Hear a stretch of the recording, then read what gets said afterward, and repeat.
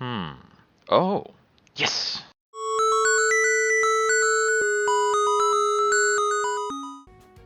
Let's try this.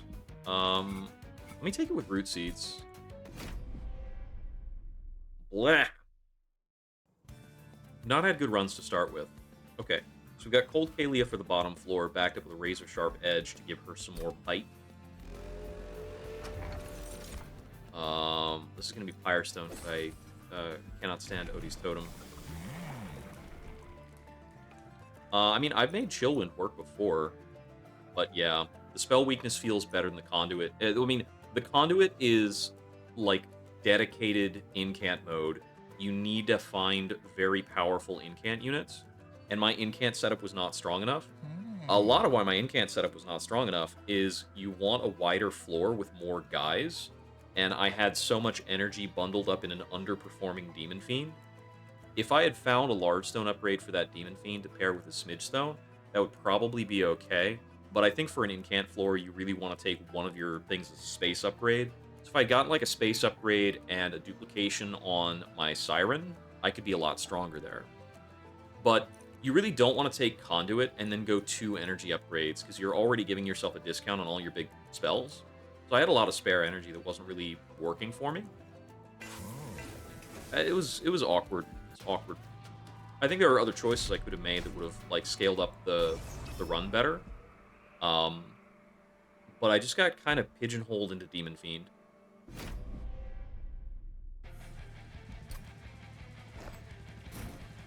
So for this, we're doing Cold Kalia, a Shield Steward, and then Tethys with Shield Steward. This actually wins the fight if I don't fall down. I think I'll do 1 Razor Sharp Edge, and we only do that on her once because Uriel hits for about 12 or less. The Rootseeds are a little whatever for this build. They don't matter that much. I actually could have put a Spear Steward up there. Oh well.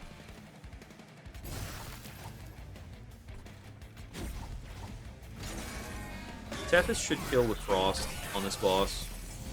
Pretty sure.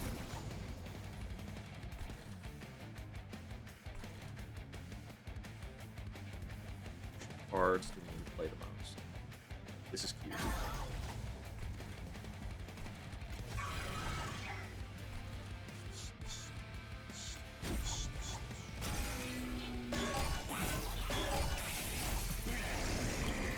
Here's the big man. Alright. You sweep out the Ominous Acolyte. Oh, he's on 14, so he actually kills both these guys on a single interaction. I was wrong about his initial damage. He's going to do 14 damage and then 12 damage. But it should still be 3 interactions, but he kills the Shield Steward immediately. Let's see. On this floor, 3, he gets Rage 1 on the Slay. So he actually kills this in 1 interaction. He gets his Rage persisted, then he kills the Cold Kalia 1. And since he's killing both of those in 1, he's going to come up top with 14 attack power. That's 2 interactions with Shield Steward. So we get 2 hits from Tethys, meaning each Rootseeds is worth 4 damage. Which means the Frozen Lances are better.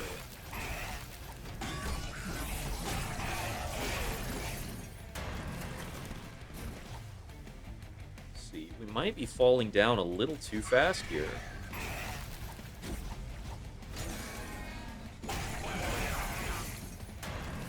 Yeah, we're going to take some fire damage. Flash Freeze helps. It's going to be less with Flash Freeze. Fire has to hit him twice. Yep. Ouch.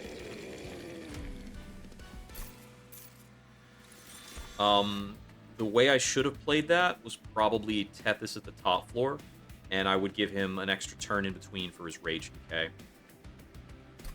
I already have 2 Flash Freezes. I don't really want a third at the moment. Mollusk Mage is very mediocre with the way this build is, and the way this build is likely to shape up. space do I have for a Mollusk Mage? Mollusk Mage pairs with Tethys decently, of course, because they're both one-size units, but I'd rather find, like, a Glacial Totem. Sting's awesome. Take Sting. What variety of units do we want more? I want a bigger, better tank. I don't know if I want to go Awoken, though. I think we're better off with the Stygian tank. I need the Merchants of Steel, probably. We've got Kale, so I need to find upgrades for my Cold Kalia.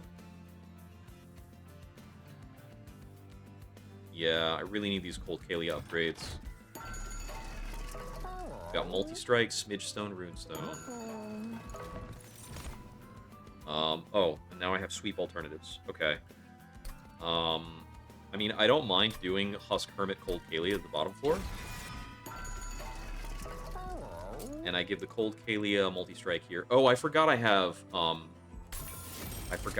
Firestone housing. Okay. I might have to, like, think a little differently. So I want Quick on the Cold Kalia. Her third upgrade, ideally, is probably Dualism? Might be. She could take a Large Stone. I can put a Large Stone on either her or the Husk Hermit.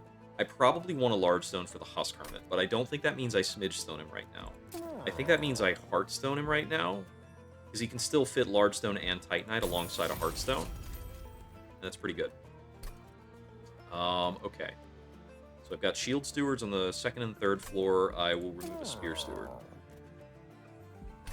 Competes with Tethys. Technically, I could do something goofy like Runestone upgrading one of the Shield Stewards, but I think it's pretty marginal. Yeah, I'm just going to move on. I think I can get by without it, because this bottom floor car is suddenly really, really, really strong.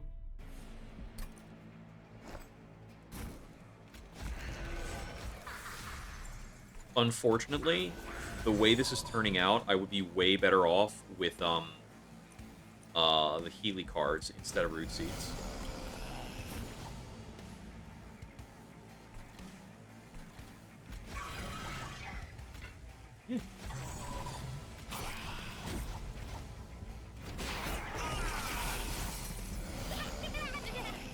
Tethys clears this, right? Yep, totally.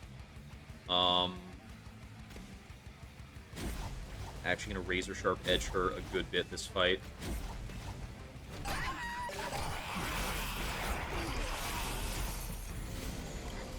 does our Husk Hermit health keep up?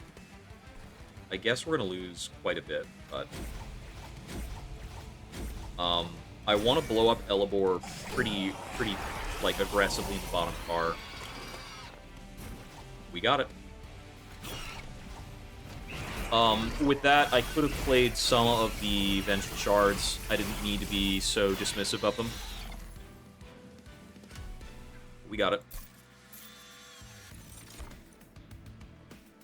Did I not click the challenge on that? Damn it.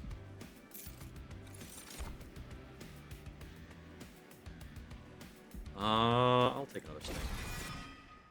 Maybe I did click the challenge. What did I even do? Can I even look at the history of that? I lost track of what I'm doing. Playing a little too fast, even for me. I love playing fast. Oh, man. Aw, I can't play Steelsinger, because I didn't take any of the healing stuff. Do we take it anyway and look for a healing card? He's really expensive. He probably fits really well with Tethys. I'll take it.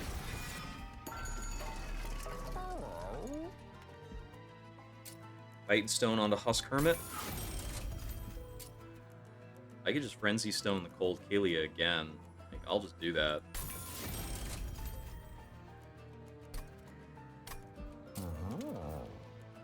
He already gives himself 80 max health.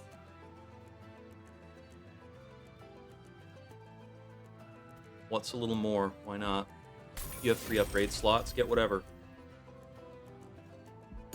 Alright. We need to find a way of healing this guy. He's gonna go crazy.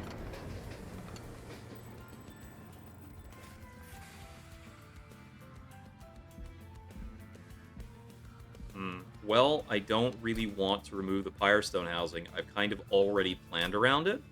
But a Historian's Razor is pretty great with my, like, triple striking Cold Kelia. So that's cool. I'm glad he didn't decide to be, like, knockback Archeon or something.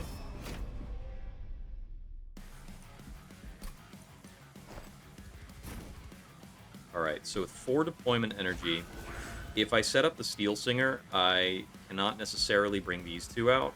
Setting up the Steelsinger does very little for me because I have no means of playing around Regenerate yet. So, I'm going to do this. Steelsinger is unfortunately entirely speculative. We're already wiping this floor, so do that.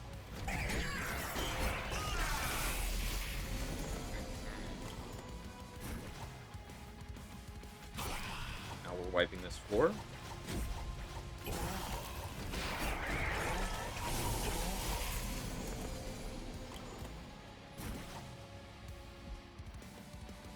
Ah, he's on Siphon. We're killing everything, so yeah, we're going to play into Siphon pretty hard, aren't we? Well, hopefully we'll pull this. The Steelsinger is in the last 2 cards, so we'll have it next turn to set up a new guard for Tethys.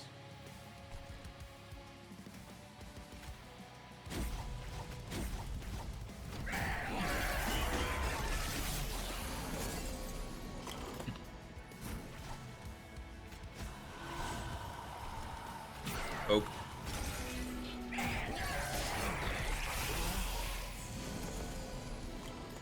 Fortunately, our Husk Hermit is going to be looking like he's in a bad spot, but there's going to be so much Frostbite on Archeon that he's actually just going to die in, like, 2 interactions by the time he's live. Oh, look at this. He's not in a good way. He's seen better days. We're not quick, so we're only getting 1 round of attacks out of the Cold Kalia.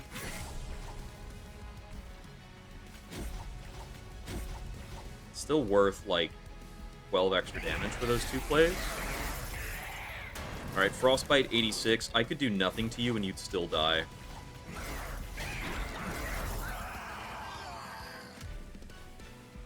Alright, show me some kind of healing spell I can go crazy with. Adaptive Mutation is only technically a healing spell. It certainly does say go back to full health. But if we put that on the Steelsinger, his defense is going to be, like, nothing. Damn it. Do I take it anyway? I probably take it anyway because it's still a great card in a number of circumstances. It does weird things with Razor Sharp Edge that I should be aware of. And of the 3 cards here, this is the most game-winning card of the 3.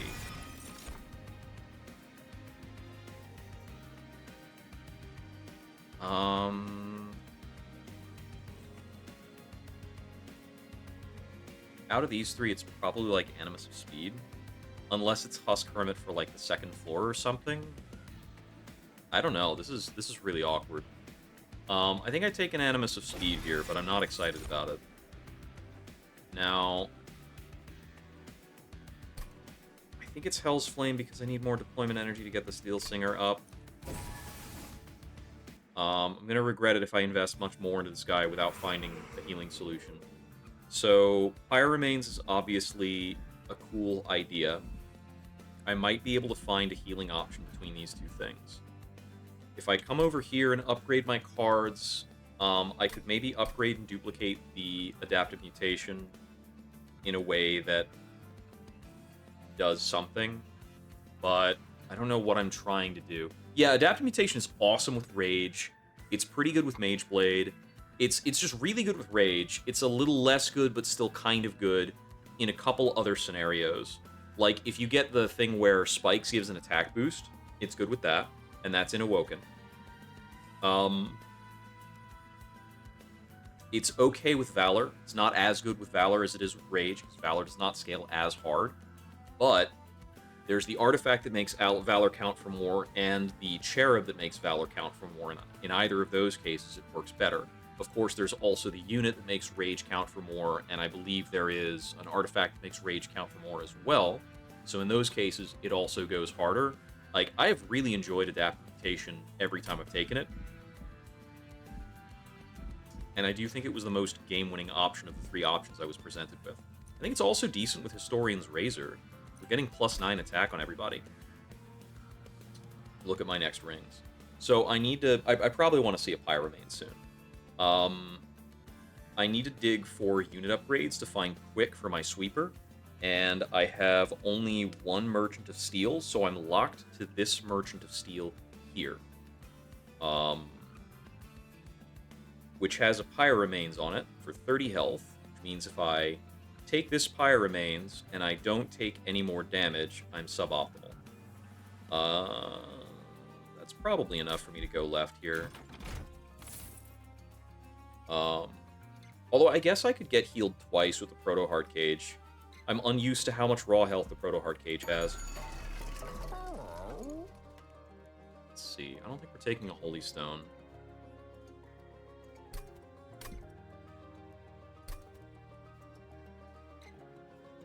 I could take an intrinsic adaptive mutation and double it, and then guarantee play it my first turn twice on the Steelsinger. That's kind of goofy, but it's not bad. If I could get a remove consume, that would be the best. Spell chain? How much energy does that go into? So if it's...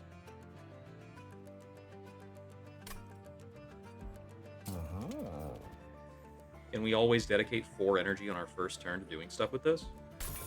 I don't know, but we're going to try it because I'm kind of going to go crazy if we can't scale up a Steelsinger after taking a Steelsinger. It's going to become really bad if we cannot scale it up. But maybe we can scale it up. Yeah, sure. Bring it on.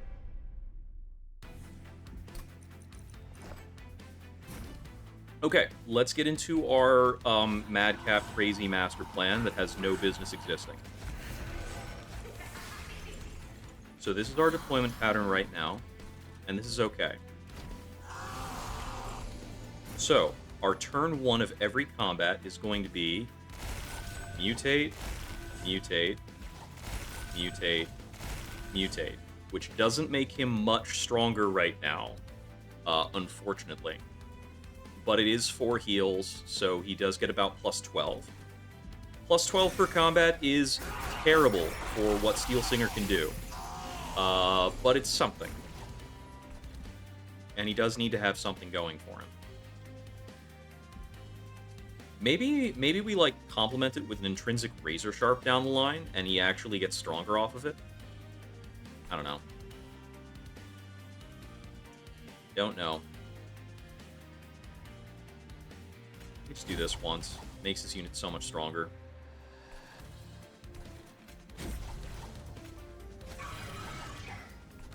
I feel like I've already won the fight. It's just a matter of the Husk Hermit staying alive. I do need more tools to keep the Husk Hermit alive. Like, I just need healing spells. I just need to find them. I always feel punished for taking Rootseeds.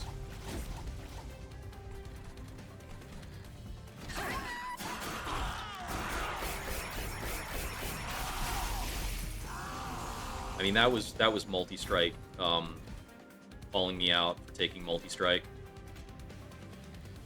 How dare you take that challenge? Your inconsistent setup. So we're going to be relying on our second floor to do all the work here, I think. This first floor is not going to keep up.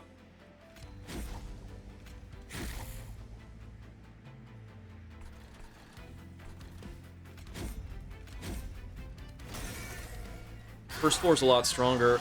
Do I just die for taking this challenge? Very well die for taking this challenge. It all comes down to how much Frostbite we can get onto Ajax. If I had, like, a repositioning thing...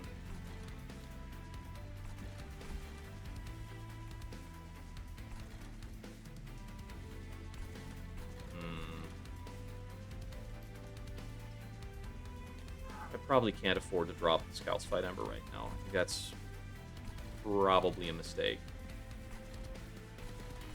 What do we need to do? We might need to just weaken this Scarred Sentinel.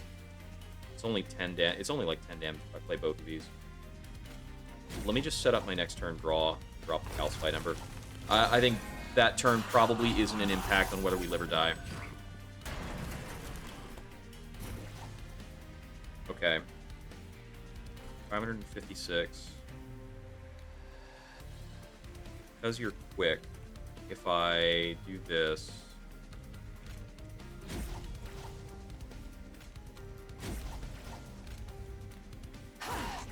Now you kill him and we're safer.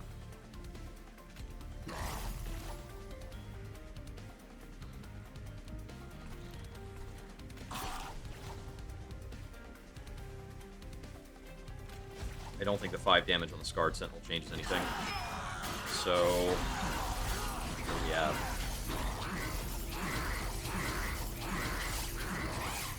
$125 Frostbite on him. Close. Surprisingly close. He clears this in 2 interactions. Now he's dead. Alright, no pyre damage. Cool. It's the only thing that matters. We got through it. This, like, Chillwind Tethys excels at killing bosses. That's kind of his thing. Alright, Ice Storm is weak. Drain is okay. Crystalline Seeds is pretty good. We're struggling a little bit with Calcified Embers, but we did clear our Ember that turn, so I'll take this. I'm almost certainly taking Focus Growth, because it has Heal written on it. And I'm real hard up for healing right now. Okay. This is either Merchant of Arms with a Stygian unit and an alcove, or we can get equipment, artifact, and maybe 2 more artifacts. Artifact spam makes our Historian's Razor weaker, but there's some really strong stuff we can find. So, of course, Sigilled Seaweed is big. It's not as big against Savagery Seraph, but it's pretty good against... well, it's normally good against Kale, but we're actually beating Kale right now. Like, we don't have to worry about Kale that much. My biggest concern is what gets heals onto the Steelsinger. I need to logbook this for a bit. Artifacts. Okay, so... doesn't work. Could help. Not good, not good. Eh. Nope. Eh. Okay, none of those actually help. Wow. I thought at least one of those would do something I would like, but no, they just don't. And Stygian cards are obviously not going to give us healing. Best things we're going to get out of Stygian cards are like Cuddlebeard. Like, Cuddlebeard Rules of Containment is always cool when you can get those. We don't have the ability to play around Kinstone Totem. Forgotten Name is really marginal. Sigilled Seaweed is great. It's always great. Titan's Claws probably isn't very good unless we get Icicle Fracture. Token of a Traitor is pretty bad. Totem Fragment is meh. Okay, so there's not a lot we can make use of going for artifacts. Actually, not very effective with our current blend of cards. Because our only artifact hits are, like, Emblem of the Exiles, and maybe that's it. Because I have no Spike synergy to play off of. I have no healing synergy to play off of. Damn, why did I ever click Rootseeds? I actually have 2 copies of Sting. So I guess if I come over here, I'm digging for, like, Sting-related stuff? Nah, we really want to find, like, even finding Meat Shield is pretty helpful. And Awakening Room is also pretty helpful. Yeah. Take Awakening Thicket. I can't deploy it right now, but it's okay. Offering Monument could be helpful. Titan Sentry's pretty good. I think we probably take Titan Sentry and put him on the top floor. Um, yeah, I don't need the Offering Monument as much when I have Rootseeds. Let's see. I'm going to check my event, and then maybe we re-roll on the Armory. Mr. Garfield. Mr. Richard Garfield. We could pack up units into a Jack-in-the-Box to remove our stewards and just, like, set that up behind the Titan Sentry on the top floor. Or actually, I could even set those units up on the bottom floor between the Cold Kalia and the Husk Hermit. Either way, it gets them out of the way. And they do have a decent bit of attack power.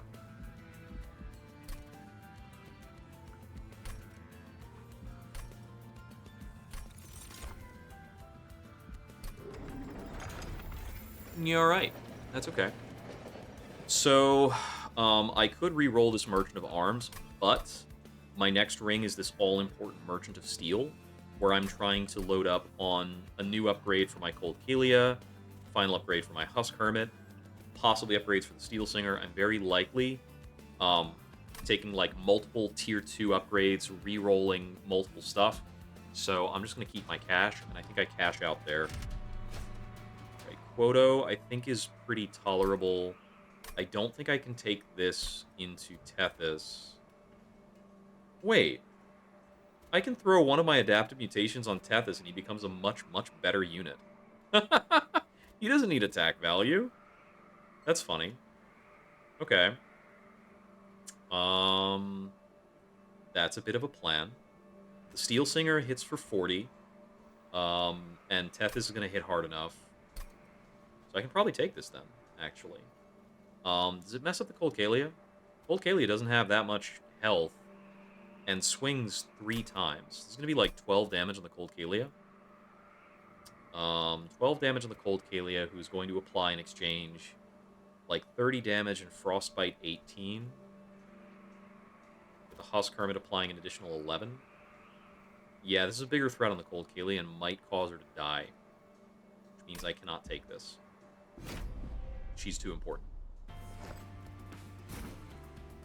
Yeah, alrighty then. So we're doing this, and this.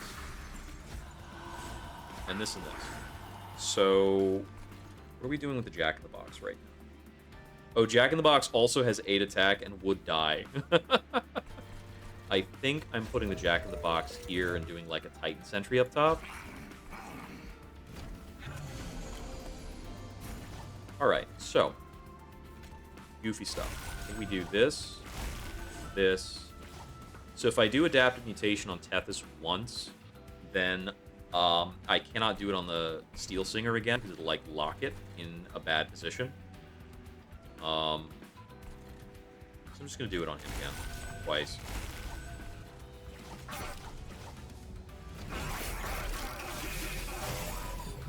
So we got Corruption on our Husk Hermit, unfortunately. It's going to make him not long for this world.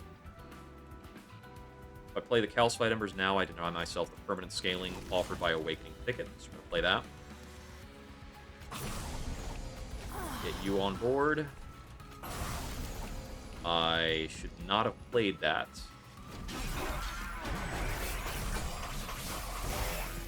Oops. We'll be okay.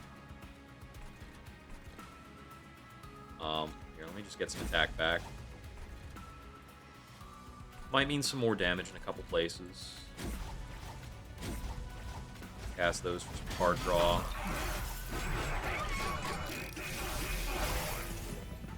A bit concerned about the Husk Hermit living.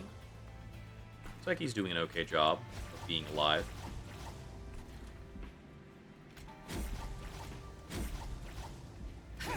To keep Rootseedsing, cycle through cards. So thankfully, the Jack-in-the-Box gives us some extra meat shields. I think I can play this Ember.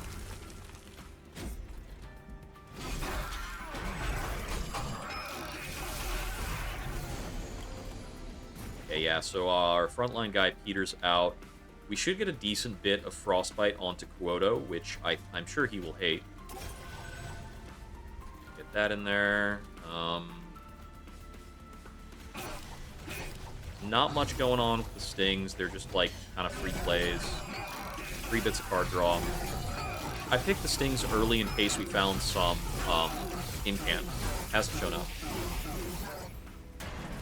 90 Frostbite is a good look on you. And I get to drop my other Calcified Ember. Sweet.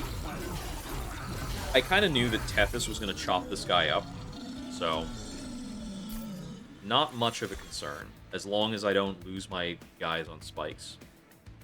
Sure looks like an unnamed tome.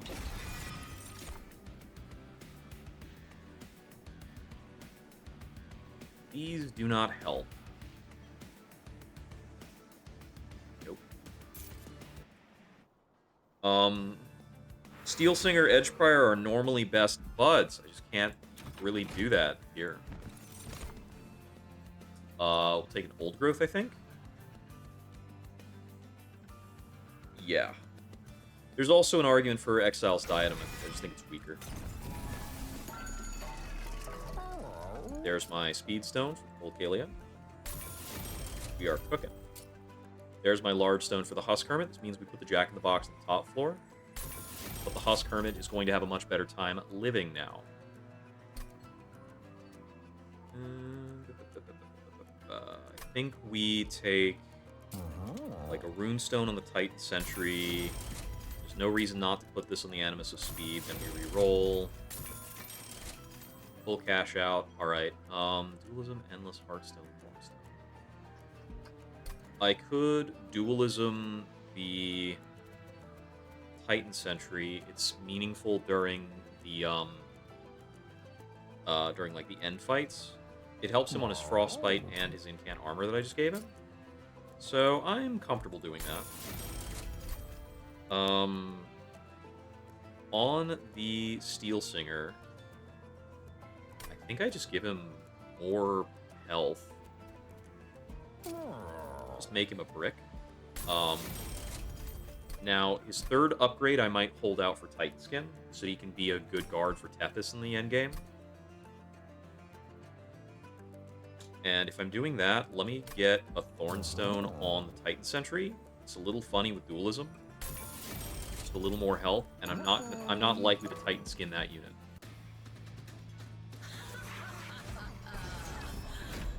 Firestone Housing is the first upgrade. It tends to give you some fraught early fights, but it generally means you're going to have the opportunity to optimize around having 3 upgrades per guy. And that's pretty powerful. It's like undeniably powerful. So the Jack-in-the-Box is probably going to lock me out of the Animus of Speed, so I'm not going to play it until the Animus of Speed is out. I accidentally hit whatever hotkey changes the game speed. We're going to take damage from the Vengeful Shard here to do this. So we're not going crazy with this unit anytime soon, but plus 12 permanent attack per fight is also not nothing. That is definitely a factor. And we're just applying a bunch of Frostbite through units right now, which is pretty good. Like, he is clobbering the Zealot, which lets Tethys get through, so that's fine. Looks like we're probably Rootseedsing. Let's throw them up here for the Incants.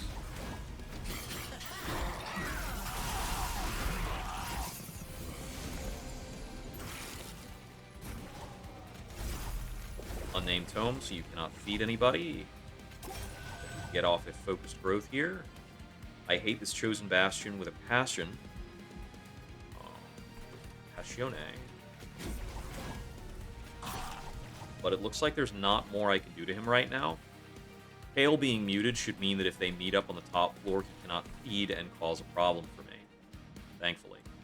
I'll do this once, because it's going to make everything die.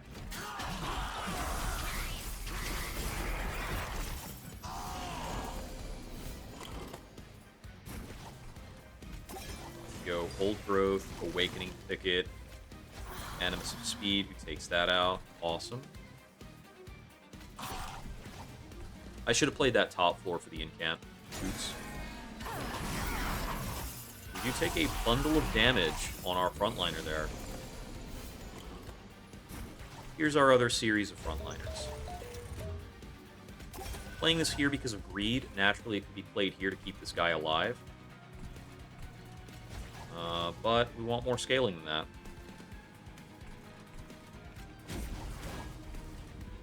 I could flash freeze the boss, but I think we're comfortable on our boss kill speed. So I want to play things that help me get to more heals for our big man. Play this top floor for the incant value. Rootseeds. Got a lot of junk going on right now. I can use more card removes. Because I'm not really playing any of these Frozen Lances. Get rid of this. Boss. Rootseeds there. I could Swift Shot. We're going to sandbag ever so slightly. No, actually, we're one wave off. 119 Frostbite, I'm pretty sure, is just going to be lethal for the boss. Seems like a nasty little condition there. Yeah, I'm pretty comfortable that Tethys kills. So I'm just going to continue to play around optimizing the Steelsinger.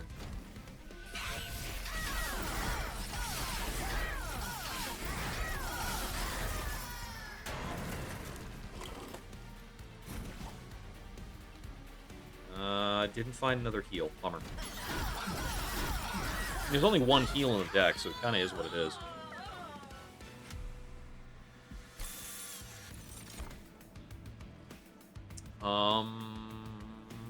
Quick doesn't do anything for me. So it's probably the Rail Spike or the Deep Offering. I think it's the Rail Spike. And that's actually going to make it Hell's Flame again. When you have Rootseeds, Hell's Flame is kind of like discount Limbo Solace. We don't need car space. Merchant of Arms gives us the possibility of finding a... what's it called? Merchant of Arms gives us the possibility of finding a Meat Shield, which we could combine with our Old Growth to go Turbo, and I do like the Unstable Vortex. Verse is Merchant of Magic Empyrean Well. So, at the Merchant of Magic, what would we be looking for? We'd be looking for upgrades on Awoken's Rail Spike or Focused Growth to help our permanent scaling. Probably. And then we could duplicate something. So the other option I could have gone to, I could have looked at this duplicate, and I could have extended my car size, and then duplicated the Cold Kalia. That would have been very strong. I need to think about that a bit more often. I'm often not thinking about duplicating units ahead of time, and that is a major weakness in me as a player. I think about my floors, I think, I already have the stuff in the floors, I don't have to worry about it, and that's bad. Yeah, I think upgrading and duplicating the Focused Growth is pretty strong. What's upcoming? This Merchant of Steel is pretty optional because I filled out all my units already, so we probably check this Merchant of Arms and the Forgotten Boons up here. So yeah, let me go for this Merchant of Magic on the right.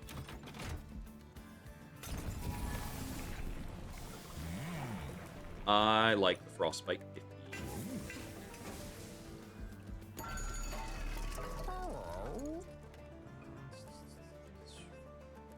I could Eternal Stone the Rail Spike, which might, speed me through the deck, play a zillion free Rootseeds. I don't know how necessary that is, because I think we already just play the Rail Spike on one turn, and it makes half the deck free, and then we go crazy.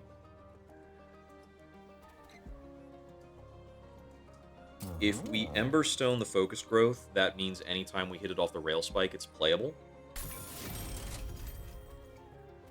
I might need extra power on the Focused Growth, because we actually need these heals to hit pretty hard in our last fights.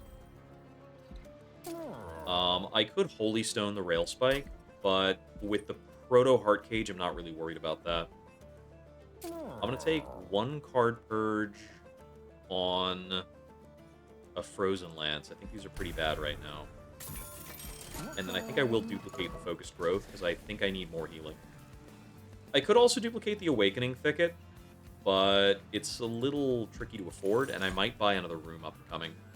Because if I can find a Silence room or something like that in this Merchant of Arms, I might prefer that.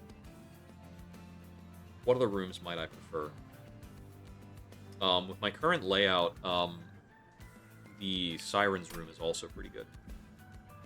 So I've got a couple strong room options without duplicating that.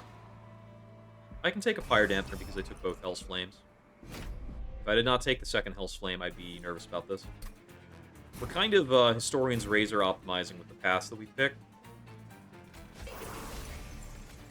Like, sometimes you don't want to do that, but sometimes it's not wrong. So even with the -1, we have the energy to put everything out.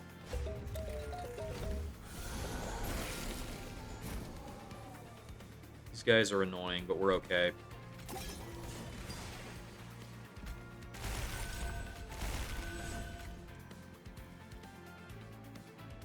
After equipping the Old Growth, we cannot do both of those in turn 1. But that is probably okay. We'll just redraw them. We'll hit him with the other one later. Pretty sure I'm just going to focus growth into Awokens. Play that in the incant. Small optimization.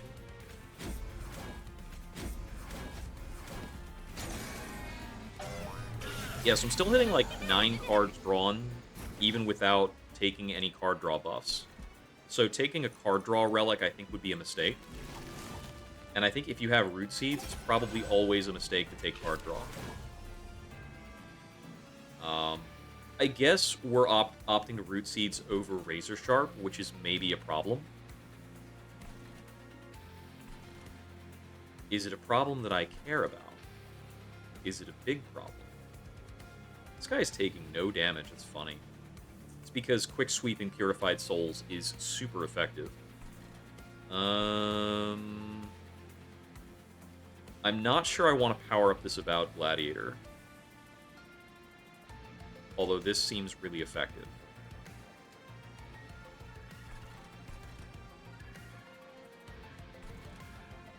This is Frostbite 50.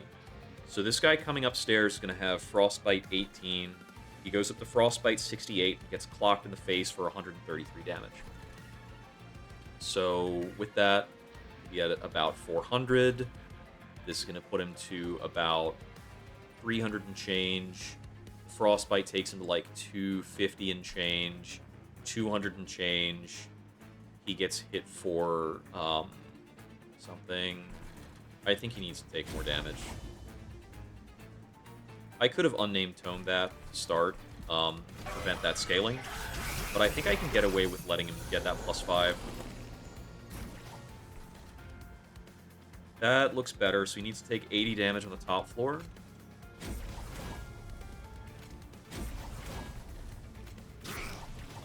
I actually just hit him with some damage here. Should be fine if I go for that incant. Yeah, now his Frostbite kills him alone.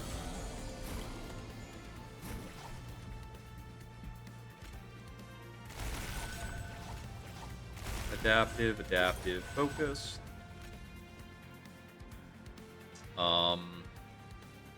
The residual Frostbite will kill him.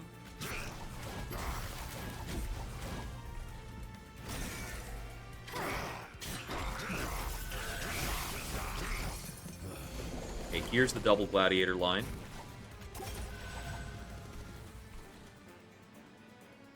These guys are still on track.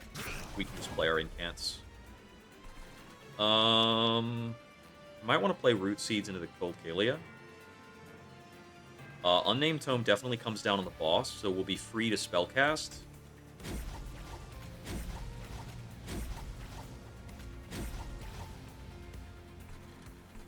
Alright.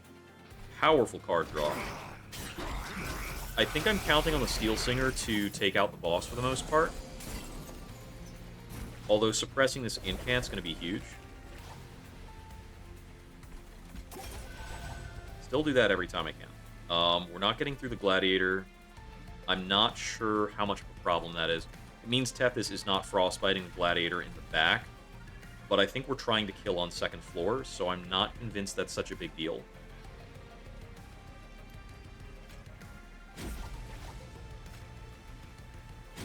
He should be pretty valuable in taking down a Thane by a good measure. I think more spellcasts on this floor aren't super helpful, but I will Frostbite her. Okay. Let's see what we're coming out to. The Frostbite on the front guy actually took out my... the baseline spikes on the front guy I kind of forgot about. And that made that a little rough, but it looks like we're good. Let me not cast any more spells before I make a mistake. The instinct to cast spells, like, frivolously needs to be suppressed a bit. But yeah, basically just 2 taps on a Thane from Tethys, and she's doomed. This is either a skip or it's Preserve. We're drawing a lot of cards, so we have a lot of options for how Preserve gets played. I think there are probably circumstances where this helps us solidify our hand. Higher Grow's interesting. We have a lot of card draw, so it's easy to play. Or we can take another Focused Growth, which is also more card draw. I think Pyre Grow actually increases our output over the course of a fight substantially. Run over here, tag this, check the Merchant. Hall of Mirrors. If I had taken a capacity increase, I would sure be in a better spot to use this Hall of Mirrors to do something crazy. But I appear to have not helped myself out on that front. Enchanted Chamber is definitely playable. Check our other options. Channel Hearts may be playable. Icicle Fracture definitely does something. Gnarled Root's not very good. And we've got 2 copies of Sting. Adding 20 magic power to that is okay, but it's not as good as it is in some other builds.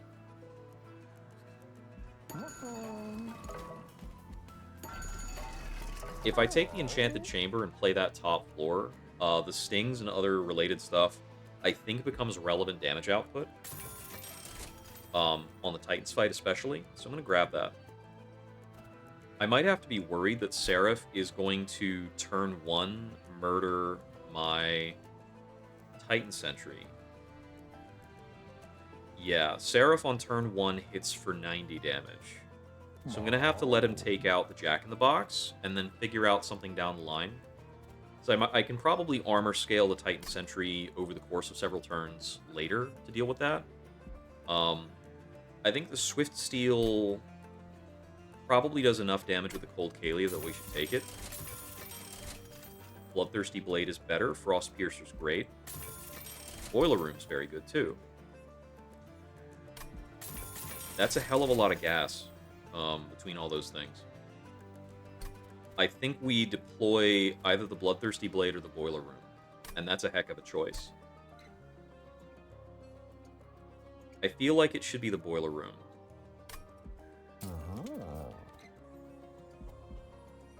It's just gut.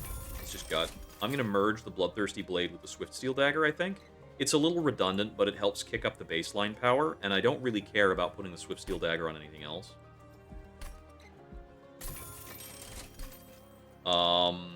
Frost Piercer's probably just going to go on Tethys. Although the Frost Piercer's very effective on...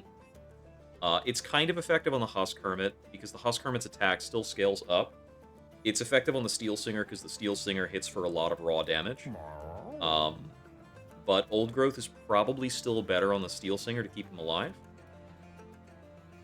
Unless we want to put Old Growth on the Husk Hermit, and then we put Frost Piercer on the Steelsinger. I think we want to sync up our Old Growth with the Awakening Thicket, and I think the Awakening Thicket still goes on the second floor. Let's operate on that assumption.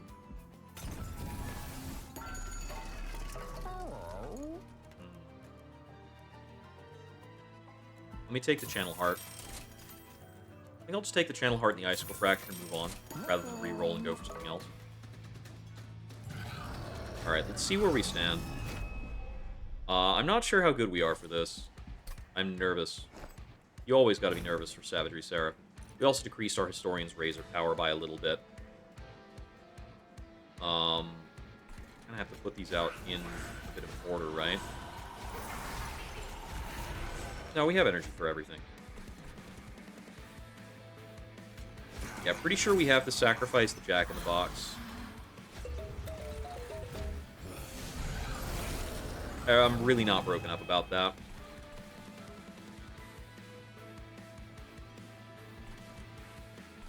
Alright, the melee weakness goes off with a hit for 9. That is perfectly fine.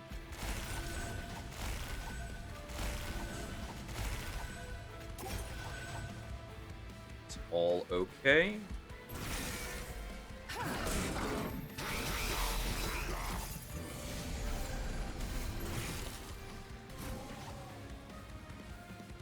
Taking 57 damage because of the rage. Let me mute that rage. So that reduces the damage output of the Chosen Zealot substantially.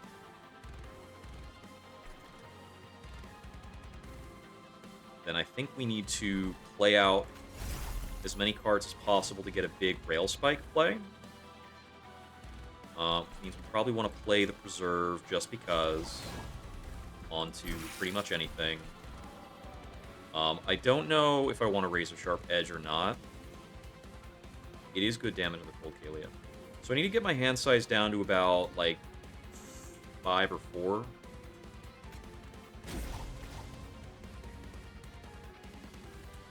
This is an appropriate Rail Spike.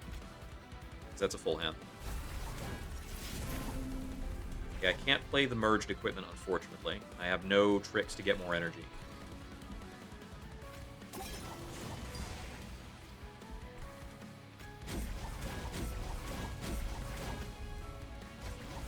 So I'm drawing 8 out of my remaining 11.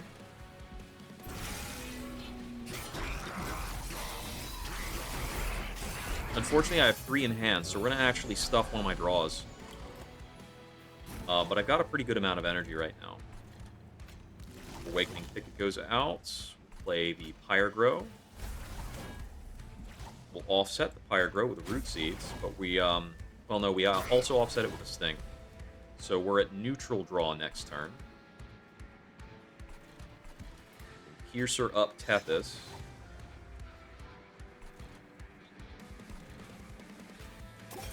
Focused Growth in there. Alright.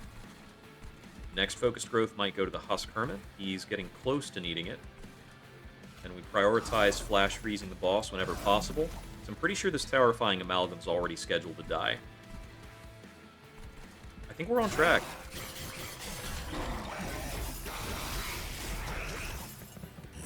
A squeaky noise. I think my chair made a weird sound. Alright, unfortunately, it's Seraph that's going to pop the Titan Sentry effect here, which is not what we want, but we'll have to live with it. I'll play this Focused Growth here. Was Focused Growth always restore that much twice? I didn't realize.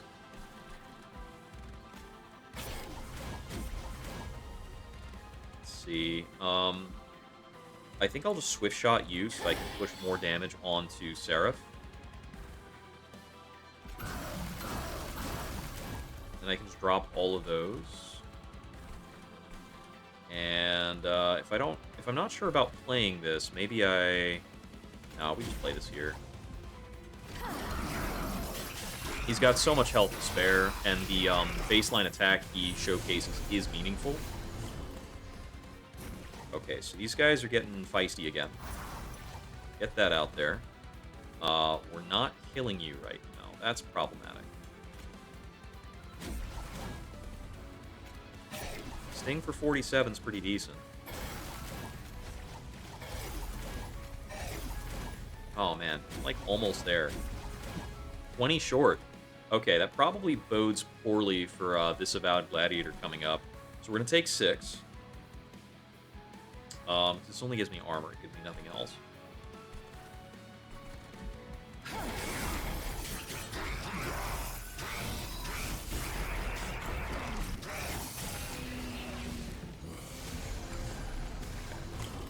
How are we doing? Yeah, we're really far off from killing you. Health is okay there. Just gonna grow.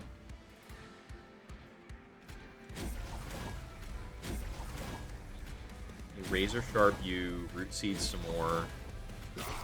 Sting. Swift Shot. Gets by with 20. I take another 9. Ugh. Who gets the focus growth? Looks like we are getting a focus growth every turn. That's cool. So if the Steelsinger were killing this Gladiator, I would be much better off. Or if I had like a Priory's Cloak or something.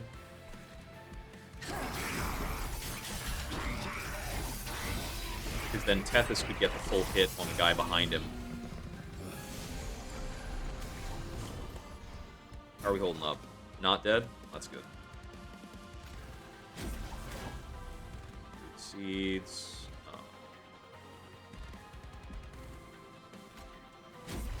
A little nervous about applying this much scaling to the Animus of Speed, since I know it's better served on the Cold Kalia. So many guys. There's a few too many dudes. Okay. Okay, that's good. Do this. I definitely need the next heal to go on the Husk Hermit. If I were outing this guy... Okay, I guess the Steelsinger kills him. Tethys lands a hit on the Avowed Gladiator. He's going to be a lot weaker because of that.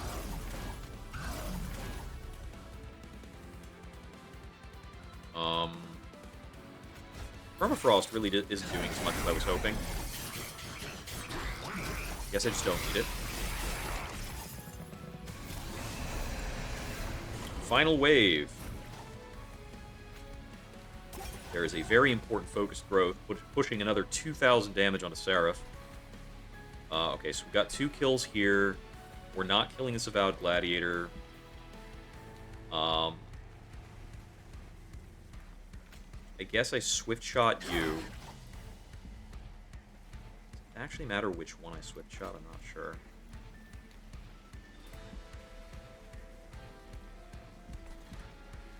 Which floor should I be focusing on? I don't think we ever kill Seraph on this floor. I think we're trying to kill him on the 2nd floor. So I'd prefer to not take more damage from this guy. He does get one-shot by the Pyre, so we only take 9. I don't know if I can ever take less than 9.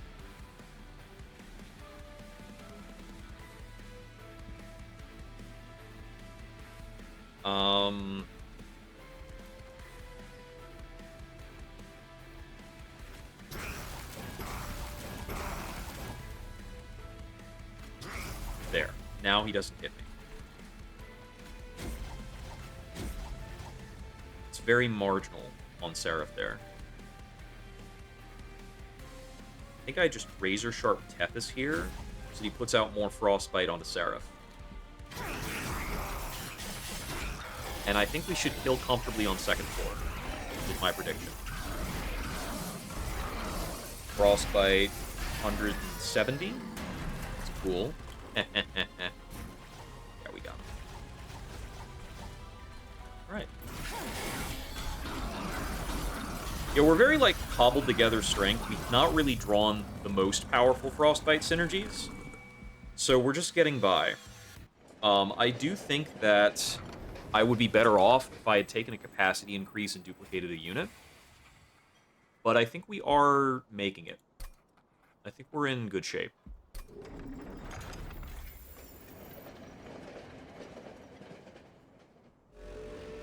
I've got a lot of health in the Heart Cage, so I can probably get by without playing into the entropy shenanigans. The Boiler Room does get me a lot to work with. I can play the Jack in the Box normally this fight. I think my biggest worry is just getting on pace for my healing draws to make sure that we can keep the Husk Hermit up. But the Husk Hermit's a little trooper, so he's pretty much okay.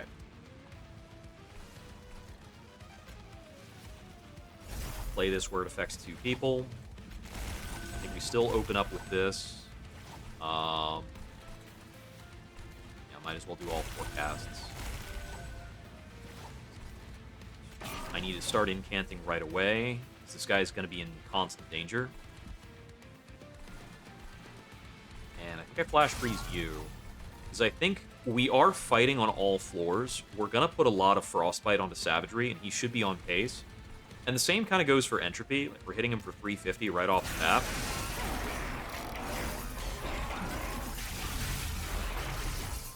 We have a lot of energy to play Firelights, too. I don't know, I think I'm in a pretty good spot for this. Like, I think the Savagery fight was maybe... Okay, no. This is the problem. This floor is going to get overrun pretty quick. Let's see.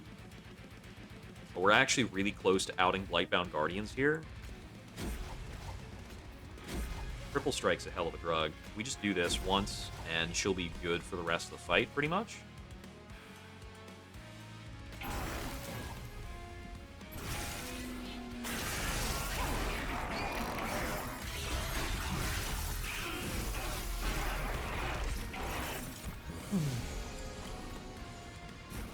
Okay, there's some focused growths. We got old growth.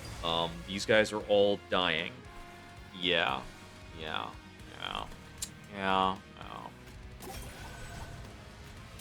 How about now? That's better, but he's still dying. Firelight? Okay, he's not quite dead. Frost Piercer for Tethys, then Rail Spike. Actually, I can guarantee that Rail Spike freezes for next turn, and that's probably better. Let's keep casting spells to this floor for incant reasons. And if this is the last hand, Icicle Fractures, so I can make sure I play it on an optimal turn. Which is almost any turn because we're playing Boiler Works.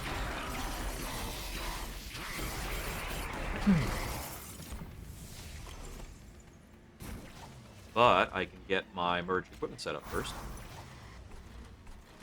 Play this. Stings go here. Firelight. 5, that's a full draw. Okay, that's an ideal Higher Grow turn, I think. An Unnamed Tome these guys. Although this is not going to skip his multi-strike. Rootseeds. Higher Grow, 6 cards next turn will be okay with me. We're losing the Titan Sentry. Bummer. I don't think I can afford to play these Curses of Entropy. It's too much of an impact. Freezing the Awakening Picket is pretty lucky.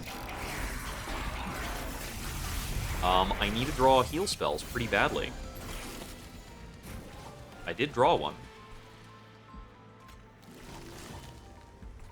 Kind of wanted 2. The Husk Hermit's in danger. Ooh, we're still losing the Steelsinger. That's bad. That's pretty bad. Are we on pace? I get the feeling we're on pace. This looks like it works.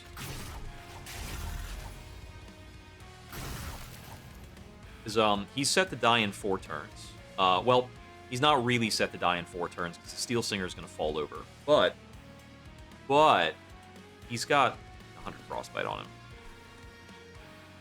Dominion probably dies in 4 turns.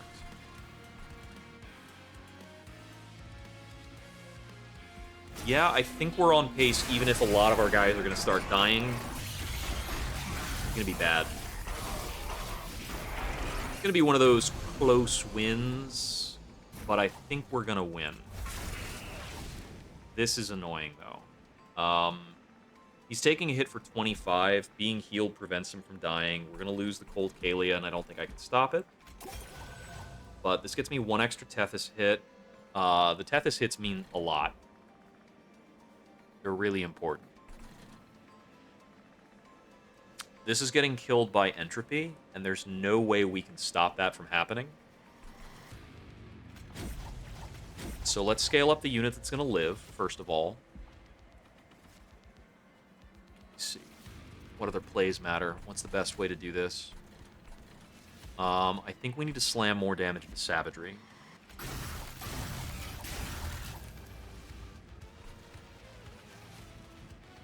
If you're gonna die here, the 2 razor sharp edges is just more damage, right? So we'll do that. Get out 400 damage there.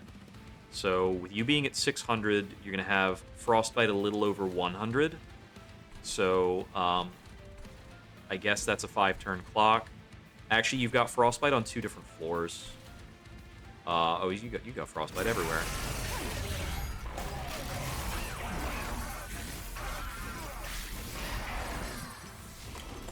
Okay, 2-turn clock. Unfortunately, 6-turn clock. It's way too long.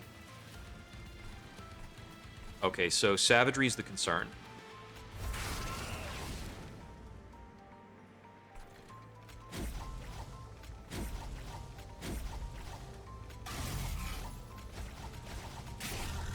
We're gonna have to try and kill him off of, like, stings and other bullshit.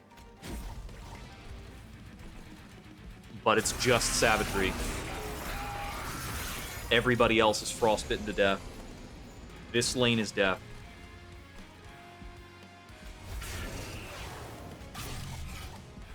This doesn't matter, but it helps me draw cards. His clock is too slow.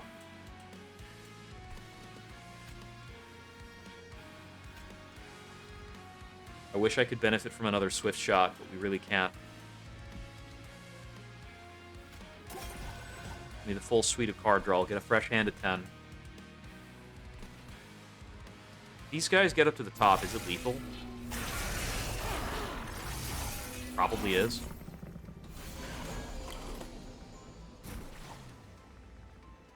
$200 damage.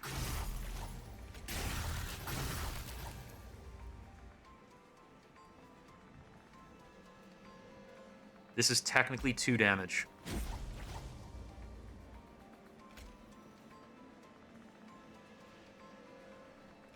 This is how we draw our cards now.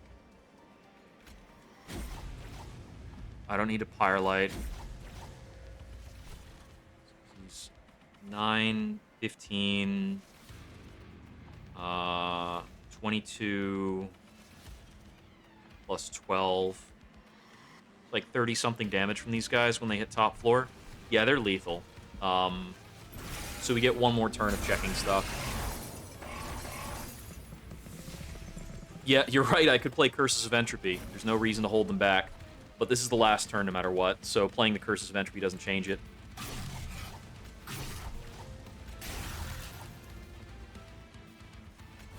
Okay, so we're like 150 damage short of the win. Let's retry the fight. Okay, so we're definitely not playing any Curses of Entropy, that's for sure. I think we just, like, upscale the Cold Kalia a bit more, a bit earlier, and it probably makes the difference.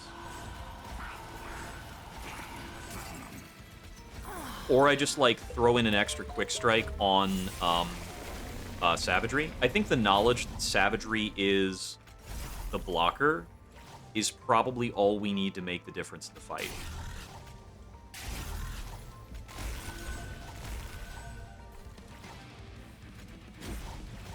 Like, even just doing that might be enough difference in damage.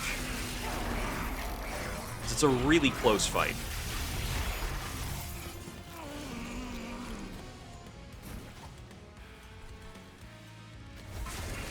This guy is going to give me heart attacks, though. Because I do need to incant for him a little bit. There, he's not dying. That's probably good enough.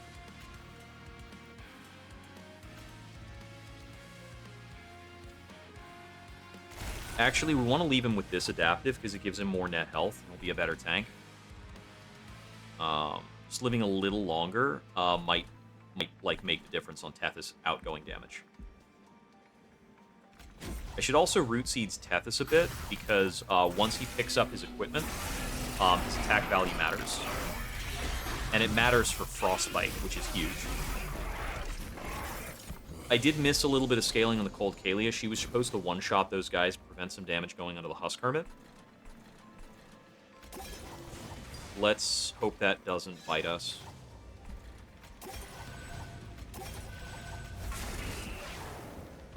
This is a little under the full draw. Play that.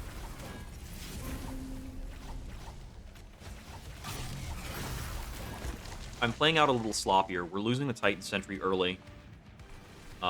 Let's see how this works out. Because even if we lose him early, I'm still more on target in a few other ways.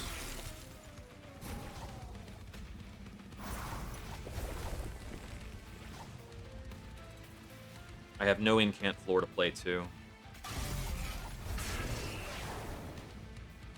We can scale Tethys for Frost Piercer or the Cold Kalia. Tethys is safer. Put the scaling on him. So Tethys scaling is worth effectively, like, Tethys' scaling is hard to measure, because scaling into Frostbite is very weird compared to scaling into Multi-Strike.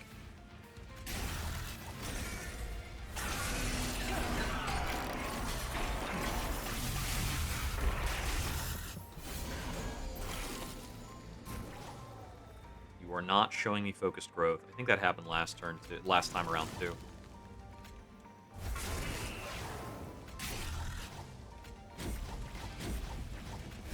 Draw, do that. Okay. I think this is the same timing that we lost the Husk Hermit either way. But we lost the guy up here earlier.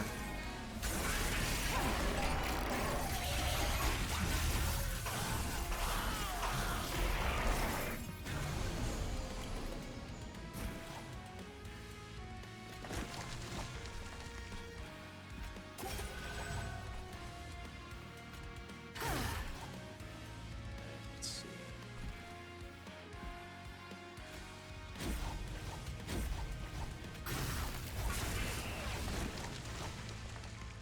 200 Frostbite on him. I'm completely confident on our Entropy clock. Completely confident on our Dominion clock. It's just Savagery. I think an extra Steelsinger hit onto Savagery might make the difference.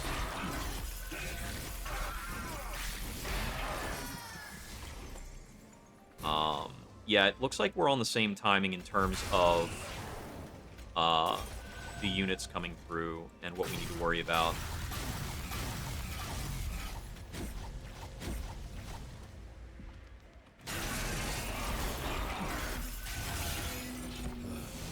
Yeah, because this is the floor that kills us, or that threatens to kill us. This time we're safe here. Savagery will die. We got it.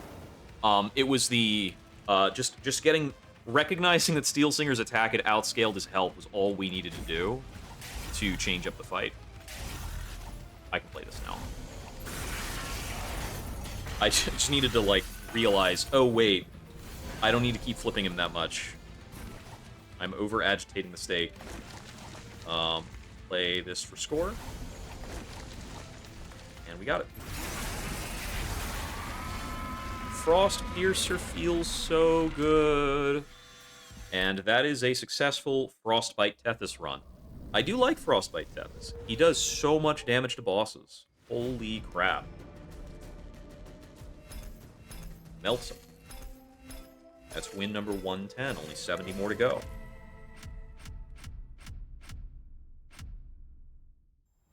And we mastered Steelsinger, technically. It was, like, fraught and weird, but we got there. Steelsinger attack, I also saw, is a tracked value. I love those records that, like, they track your best values on permascaling units. All right, new run.